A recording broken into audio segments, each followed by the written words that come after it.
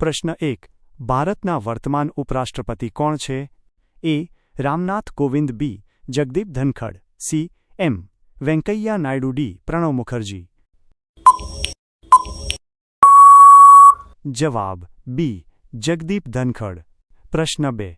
લોકસભામાં બહુમતી માટે ઓછામાં ઓછા કેટલા સભ્યો જરૂરી છે? એ. 270. બી. 271. સી. 272. ડી. 273. જવાબ સી. 272. પ્રશ્ન 3. રાજ્યસભાના અધ્યક્ષ કોણ હોય છે?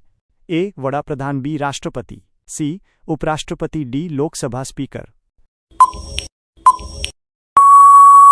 જવાબ સી. ઉપરાષ્ટ્રપતિ. પ્રશ્ન 4. ભારતના બંધારણમાં કુલ કેટલા અનુચ્છેદો છે? એ. 395. બી. 474. સી. 448. ડી. 470. જવાબ સી. 448. પ્રશ્ન 5. ભારતના ચૂંટણી પંચમાં કુલ કેટલા સભ્યો હોય છે? એ. 1. બી. 2. સી. 3. ડી. 5. જવાબ સી. 3. પ્રશ્ન 6. પંચાયતી રાજ વ્યવસ્થા કયા સુધારા દ્વારા લાગુ થઈ? એ. 42મો સુધારો. બી. 44મો સુધારો. સી.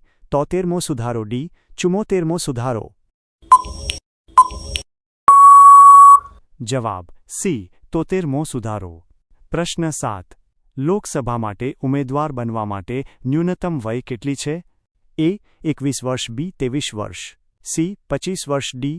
30 વર્ષ. જવાબ સી. 25 વર્ષ. પ્રશ્ન 8. રાજ્યપાલની નિમણૂક કોણ કરે છે?